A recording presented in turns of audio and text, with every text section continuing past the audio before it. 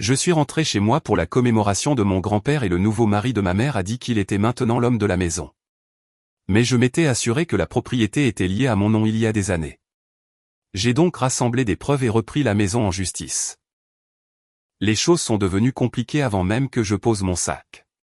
Pas un coup de poing, une gifle rapide et forte sur ma joue gauche.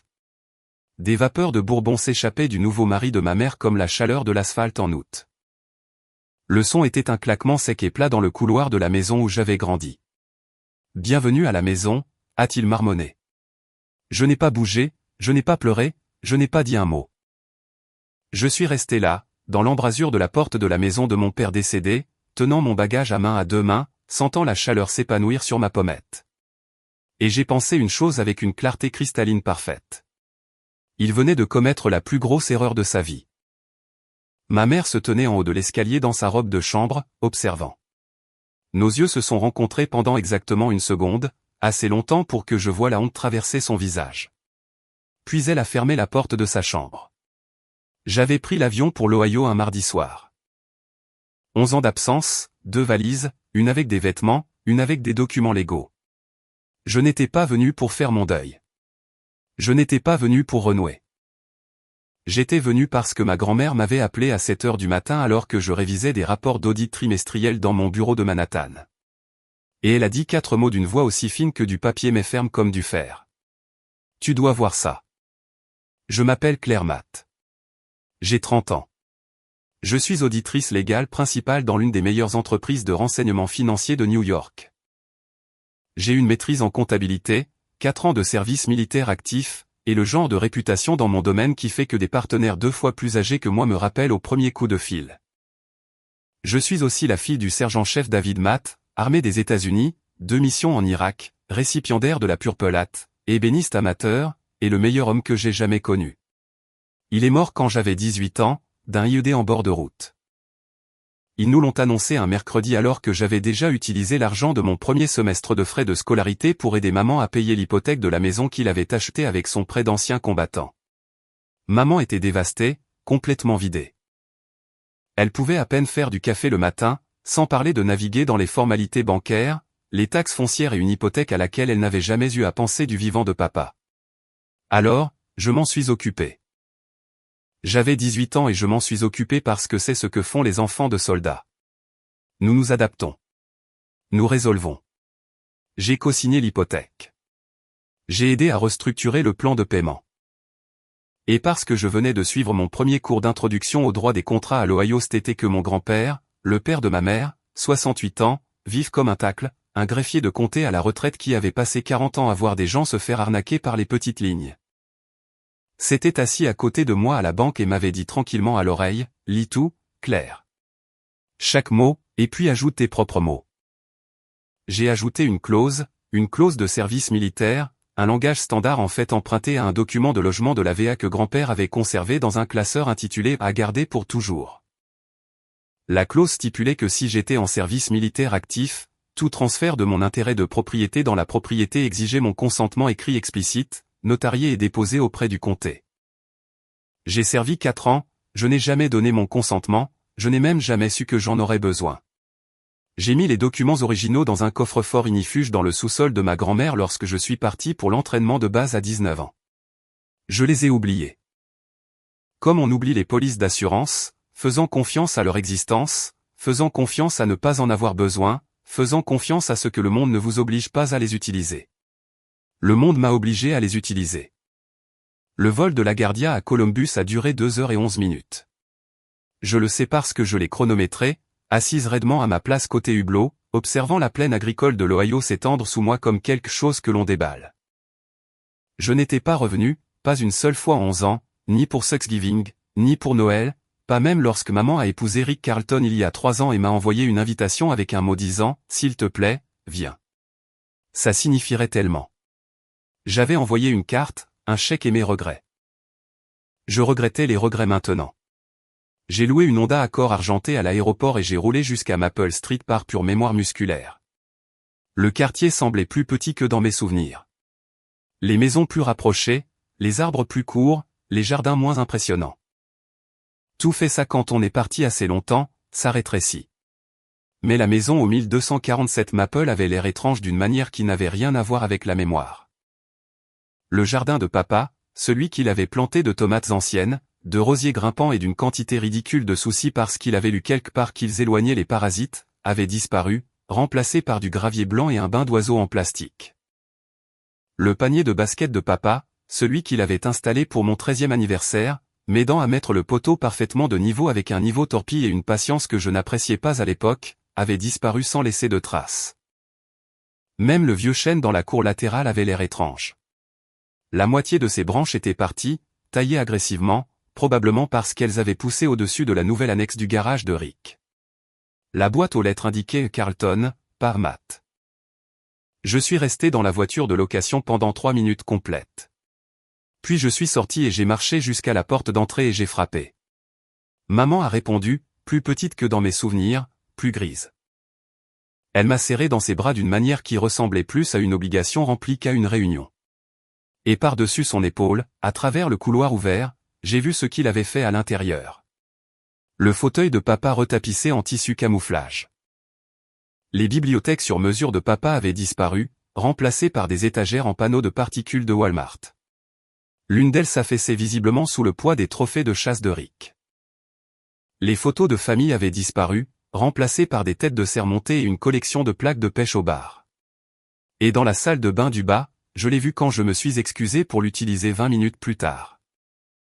Un rideau de douche avec un drapeau confédéré dans la salle de bain que mon père avait carrelé à la main. Mon père qui avait saigné à Fallujah pour ce pays.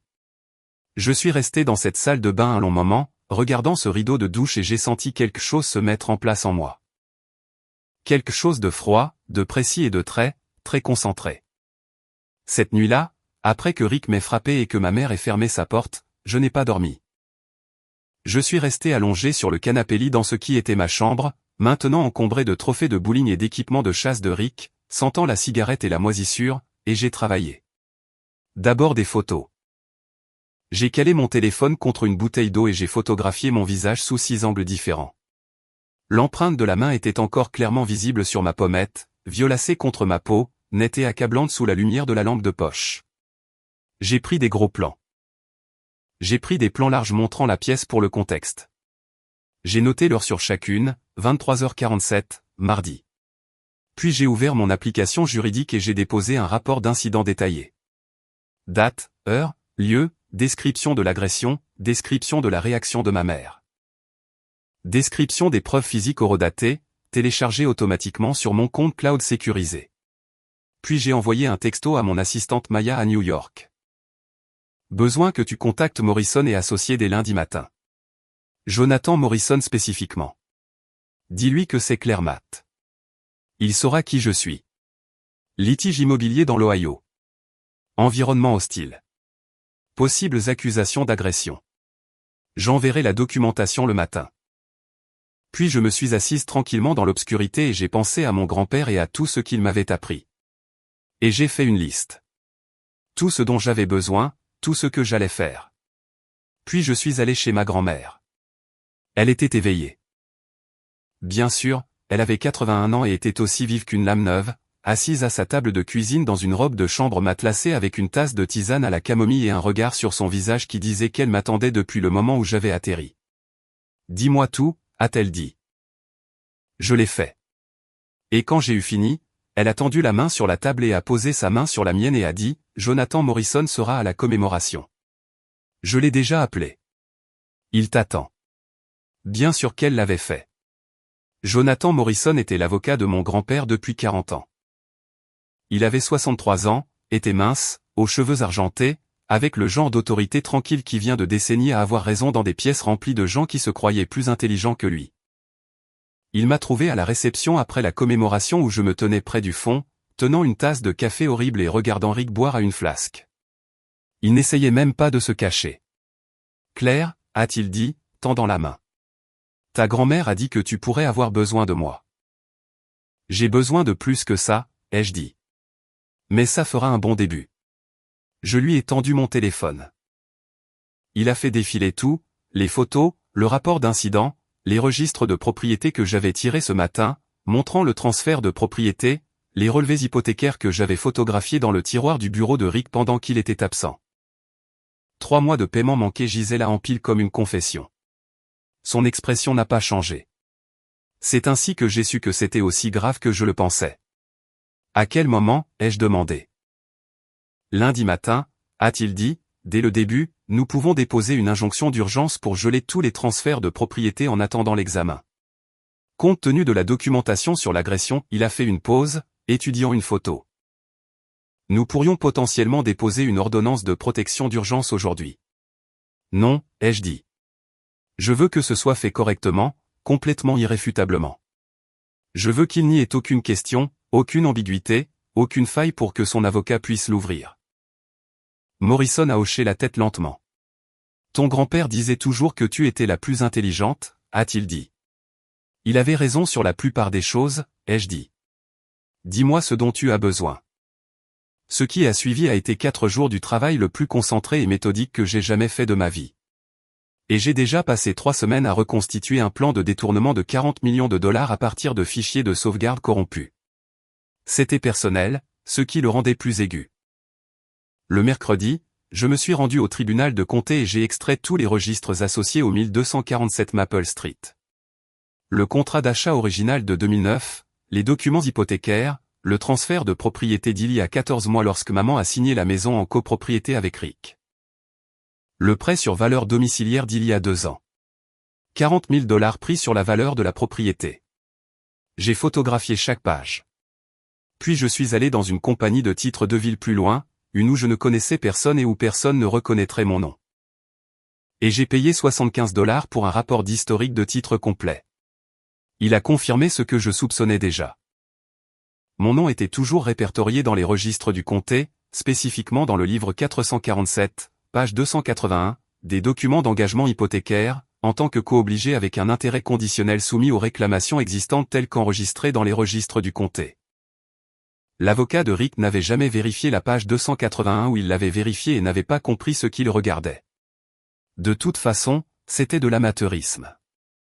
Le jeudi, je suis retourné à la maison pendant que Rick était à ce que maman appelait son jeudi habituel, ce qui s'est avéré être le bar sportif sur la route 9, où il passait la plupart des après-midi.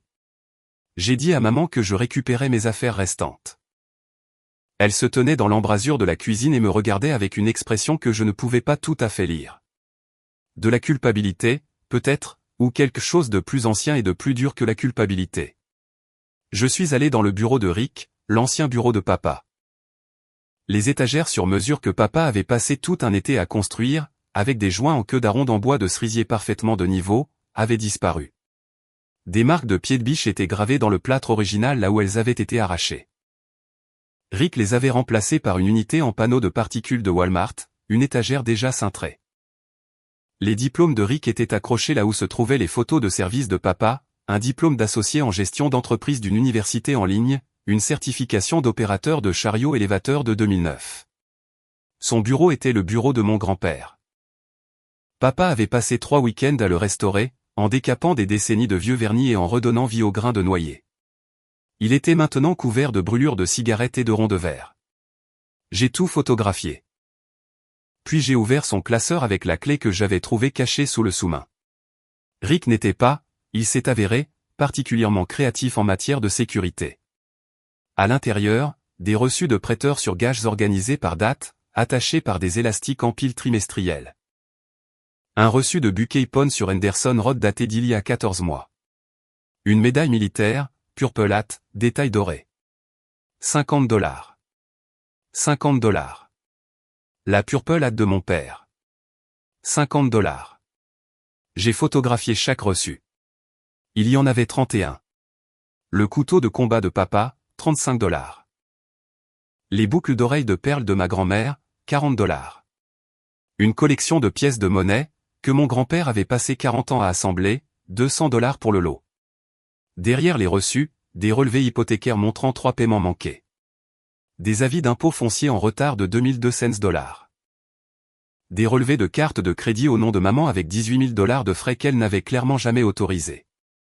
Et au fond du tiroir, glissés dans une enveloppe manille étiquetée émisque, les documents de prêt sur valeur domiciliaire. La signature de maman sur le prêt était fausse.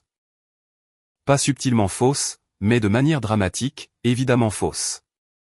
L'écriture de ma mère est petite, précise, légèrement inclinée vers la gauche. 30 ans de travail de secrétariat l'avaient rendu automatique. La signature sur le document de prêt était grande, précipitée, inclinée vers la droite. J'avais une copie notariée de la vraie signature de maman des documents hypothécaires originaux de 2009 dans mon sac. Je les ai mis côte à côte et je les ai photographiés ensemble. Puis j'ai appelé Morrison. Nous avons une falsification, ai-je dit. À quel point est-ce clair? Assez clair pour que je puisse le voir et je ne suis pas une experte en écriture. J'en connais une, a-t-il dit.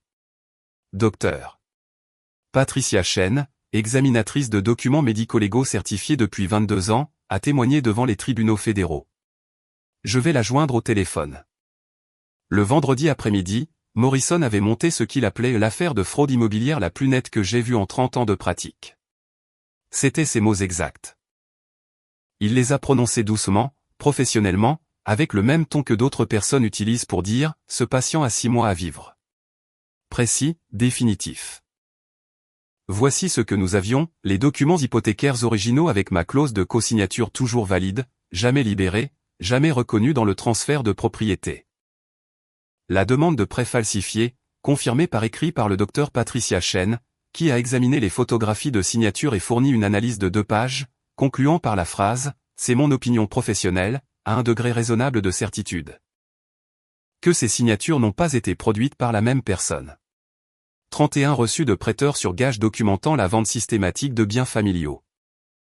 3 mois de paiements hypothécaires manqués, $2200 d'impôts fonciers en retard, des photographies horodatées de l'agression sur mon visage, un rapport d'incident formel déposé via mon application juridique avec des métadonnées GPS confirmant l'emplacement.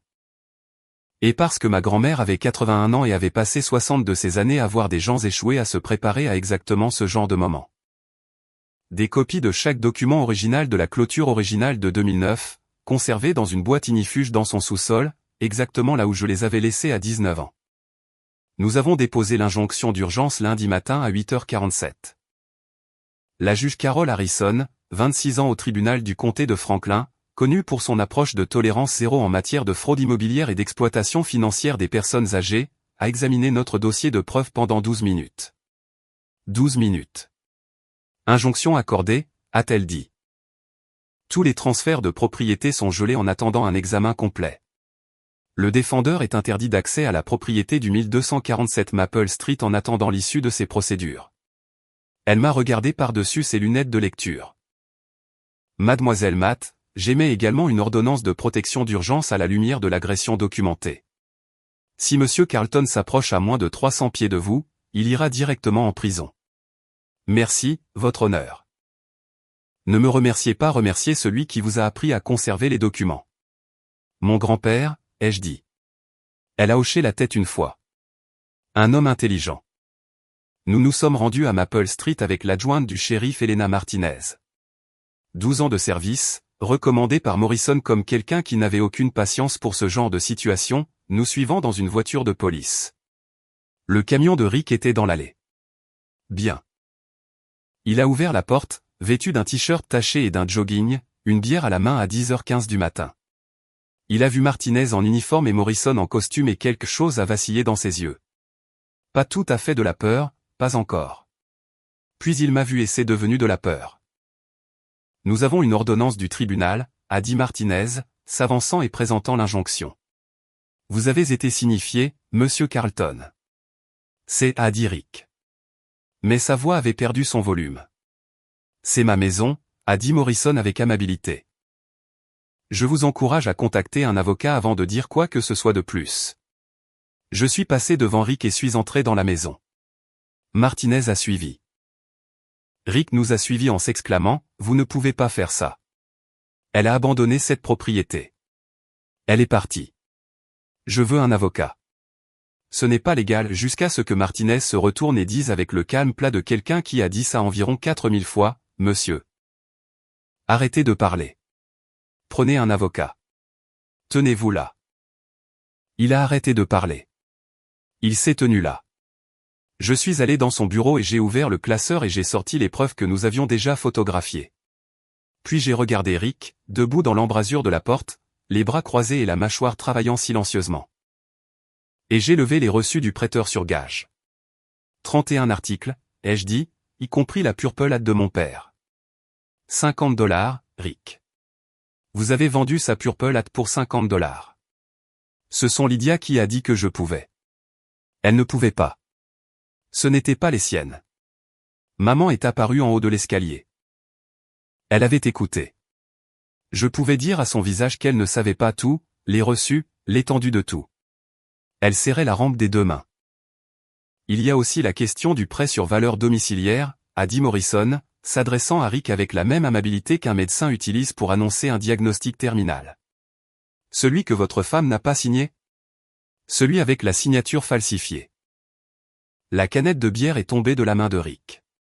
Elle a frappé le parquet et a roulé, laissant un arc sombre et humide. Le prêt est frauduleux, a continué Morrison, ce qui signifie que les 40 000 $ ont été obtenus illégalement, ce qui signifie qu'en plus des accusations de fraude immobilière, nous examinons également la falsification, la fraude électronique et l'exploitation financière des personnes âgées. Elle n'est pas âgée. La mère de mon client a 63 ans, a dit Morrison. La loi de l'Ohio définit l'exploitation financière des personnes âgées comme ciblant les individus de 55 ans et plus. Elle se qualifie. Le visage de Rick est passé du rouge au violet, puis à quelque chose approchant le blanc. Vous ne pouvez pas. Il s'est tourné vers moi. Vous ne pouvez pas faire ça. C'est ma maison. 3 ans. Je suis ici depuis 3 ans. Vous y êtes depuis 3 ans, ai-je dit, ce n'est pas la même chose. J'ai ramassé mon sac là où je l'avais posé près de la porte. Voici ce qui va se passer ensuite, ai-je dit. Morrison dépose la plainte civile aujourd'hui. Le procureur reçoit notre documentation cet après-midi. J'ai parlé avec l'assistant du procureur de district Kevin Briggs ce matin. Il a été briefé. Il y aura des accusations criminelles. Vos actifs sont gelés. Vous avez environ 48 heures avant que cette propriété ne revienne légalement à la structure de propriété originale avec des protections qui empêcheront cela de se reproduire. Rick m'a regardé avec quelque chose qui n'était plus de la colère. C'était quelque chose de pire. Un calcul animal nu essayant de trouver la sortie dans une pièce qui n'avait pas de sortie. Je ne savais pas pour la clause, a-t-il dit finalement doucement, presque à lui-même. Je sais, ai-je dit. Votre avocat aurait dû vérifier la page 281 du livre 447 des registres du comté. C'est clairement mentionné dans les documents de transfert de propriété. J'ai penché la tête. Votre avocat a-t-il vérifié les documents de transfert de propriété? Son silence a répondu à la question. Mon grand-père, ai-je dit, a passé 40 ans comme greffier de comté à regarder les gens signer des choses qu'ils ne lisaient pas et perdre des choses qu'ils n'auraient jamais dû perdre. Il m'a appris à tout lire 2 fois et puis à ajouter mes propres mots. J'ai ramassé mon sac. Martinez est tombé à mes côtés. Derrière moi, j'ai entendu Rick dire quelque chose. C'était calme et ce n'était pas pour moi. Je pense que c'était pour lui-même ou pour la pièce ou pour toute version de sa vie qu'il avait construite dans cette maison qui s'effondrait actuellement autour de lui. Je suis sorti sous le soleil de novembre. Le jardin avait l'air étrange sans le jardin de papa. Il aurait de nouveau l'air bien. J'avais déjà appelé un architecte paysagiste. Morrison est sorti derrière moi, remettant sa manche sur sa montre. Le bureau du procureur a confirmé. Ils traiteront la plainte criminelle avant la fin de la journée. Vous devriez vous attendre à une arrestation dans les 72 heures. Bien, Claire. Il a fait une pause. Ce que vous avez trouvé dans les murs? Allez-vous me dire ce que c'était? Je l'ai regardé. Pas encore, ai-je dit. Voici ce que je n'avais dit à personne. Le samedi matin, pendant que les entrepreneurs faisaient l'évaluation initiale, j'avais engagé James d'Okafor Construction, dont le grand-père avait servi avec mon père et qui avait conduit 3 heures depuis Columbus. Parce que quand Tom Rodriguez a appelé et expliqué la situation, James a dit « Je serai là samedi », sans demander ce que ça payait. James m'avait appelé au sous-sol. « Mademoiselle Matt, dit-il, vous devez voir ça. » Il évaluait les dégâts des eaux sur le mur et du sous-sol, traçant une tache humide depuis les solives. Il avait retiré une section de cloison sèche originale que Rick n'avait inexplicablement jamais remplacée ni rénovée. Derrière, il y avait une boîte métallique d'environ la taille d'une boîte à chaussures, scellée avec un cadenas à combinaison. J'ai tout de suite su la combinaison, ma date d'anniversaire. Papa l'utilisait pour tout. À l'intérieur, enveloppé dans 2 couches de film plastique et un morceau de chiffon en daim. Son dossier de service original. Chaque ordre de déploiement, chaque citation, chaque rapport de conditions physiques de 22 ans de service. Une enveloppe séparée contenant des photographies de ces 2 missions en Irak que je n'avais jamais vues. 37 photos. Papa avec son unité. Papa avec des enfants dans un village près de Fallujah qui tenaient des dessins qu'ils avaient faits. Papa assis sur une barrière en béton quelque part, lisant une lettre, son visage sans garde et fatigué et très jeune. Une petite pochette en velours contenant la bague de fiançailles originale de maman, celle qu'elle avait dit avoir perdue il y a des années, et l'alliance de sa mère, et une broche camée qui avait appartenu à mon arrière-arrière-grand-mère. Et tout en bas, dans une enveloppe légale scellée étiquetée claire, pour quand tu auras besoin d'une lettre. Je l'ai lu debout dans le sous-sol froid pendant que James remontait tranquillement pour me laisser de l'intimité. Et au 3e paragraphe, mes mains tremblaient si fort que j'ai dû la poser sur l'établi et les presser à plat contre le bois jusqu'à ce qu'elle s'immobilise. Je ne partagerai pas tout ce qu'il a écrit. Certaines choses ne sont qu'à moi, mais je partagerai cette partie parce qu'elle compte. Claire Baird, j'ai mis en place des protections. Ton nom est sur des documents que ta mère ne connaît pas. Grand-père m'a aidé. S'il m'arrive quelque chose, ne laisse personne lui prendre cette maison, ni à toi.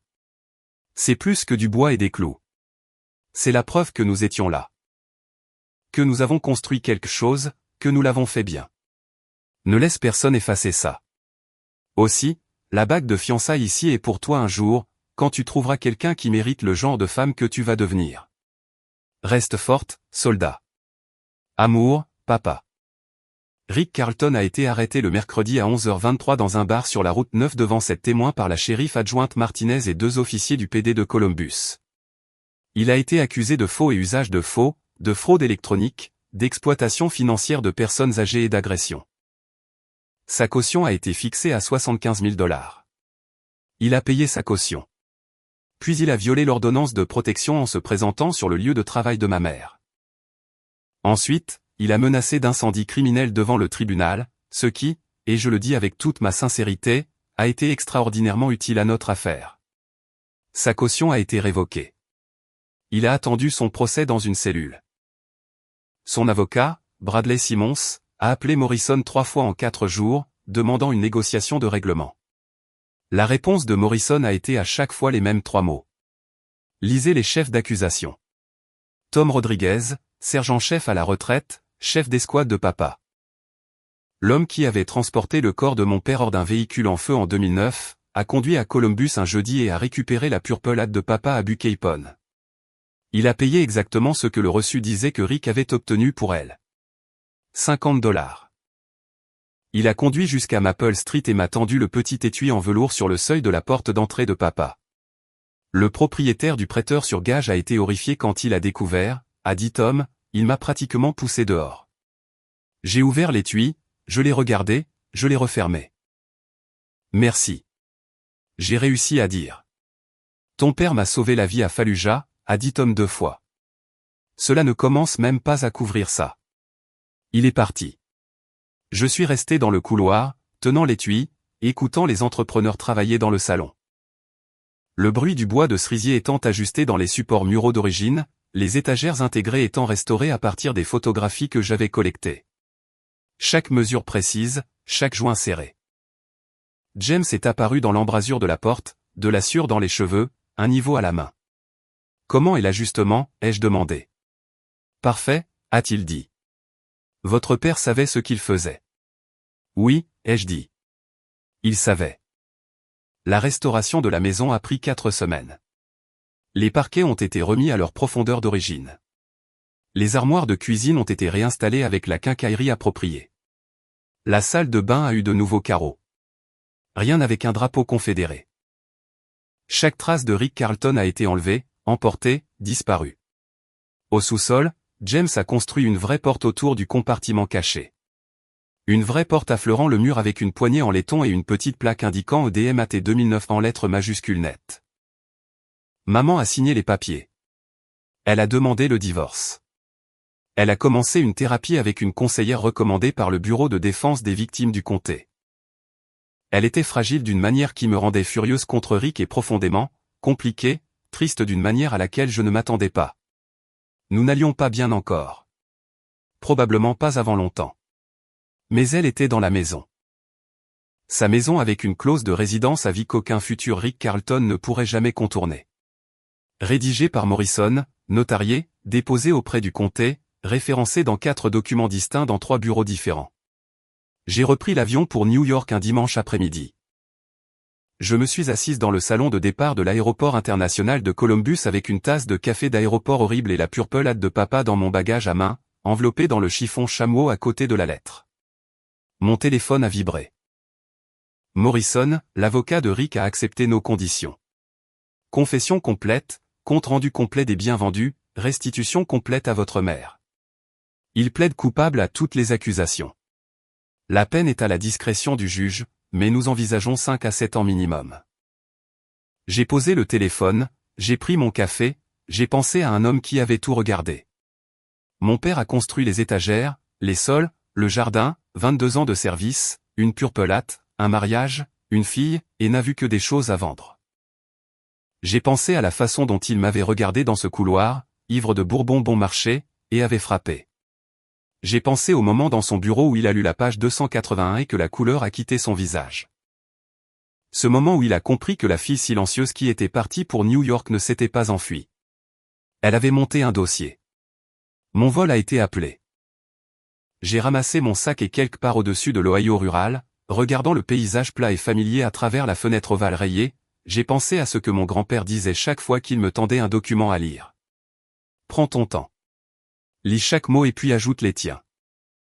Je l'ai fait, grand-père. Je l'ai vraiment fait.